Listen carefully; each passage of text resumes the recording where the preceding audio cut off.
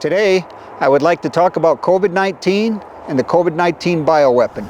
I believe the release and hype of the coronavirus in 2020 was to justify illegal election activities through decree.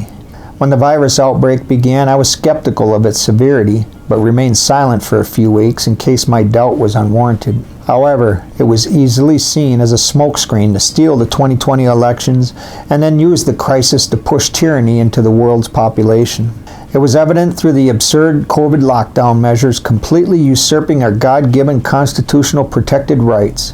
The idiotic masks that Fauci and the CDC flopped back and forth on their effectiveness. Absurd social distancing, forcing businesses shut, forcing churches closed, locking seniors up in nursing homes, and prohibiting family from visiting, prohibiting travel, shuttering schools, and on and on and on. And then when we did not consent, we were thrown into jails, fined, and our property confiscated, unless you were rioting with the BLM and Antifa. Then it was constitutionally protected protest by murdering, looting, vandalizing, and destroying private property, police stations, and even federal buildings. On top of this, many doctors throughout the world were proclaiming that the ventilators and remdesivir are nothing more than a death sentence, that the hydrochloroquine, ivermectin, vitamin cocktails, and monoclonal antibodies were the effective treatment for this virus.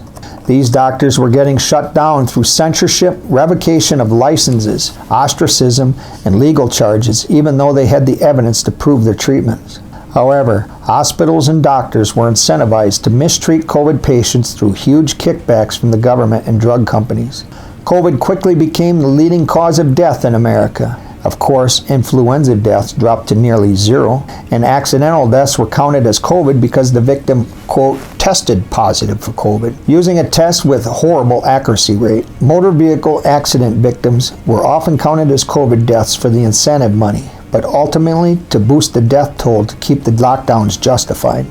While every small business in the United States was shuttered and or severely handicapped, the big box stores enjoyed record sales. When small business owners decided to challenge this hypocrisy, they were arrested and thrown into jail. Many subsequently had their inventory and business assets confiscated. The miscarriages of justice were rampant and grievous, especially in blue states, but in red states as well. The insanity made no sense at all unless you understood the goals of the globalists in the World Economic Forum, the United Nations, the Council on Foreign Relations, and any other global entity.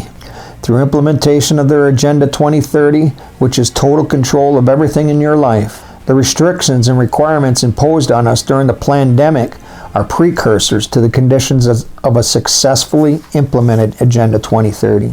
Travel restrictions, passports, work authorizations, non-autonomous medical compliance, removal of religious liberty, all part of the Great Reset, in which you will own nothing and be happy. Then came the emergency use of COVID vaccine, a bioweapon forcefully injected into many Americans and people all over the world. A vaccine that still allows the recipient to get and transmit COVID and increases the recipient's risk of myocarditis and other health conditions. The cause of young athletes in their physical prime dropping dead in fields, courts, and rinks all over the world. This is the vaccine that made billions of dollars for multiple drug companies, but they are totally immune for any adverse effects. The evidence of collusion between these drug companies and government agencies to push this bioweapon through the approval process is staggering and may best be documented by Daily Clout. Senator Ron Johnson has done a great deal of investigation into these bioweapon shots and should be referenced as well. The most disturbing thing about all of this COVID and vaccine corruption is that none of those responsible have been indicted or charged for their crimes against humanity. This is something that needs to be rectified. Please save our republic. Please vote MAGA. Please vote John Walz for 3rd Congressional District of Nebraska.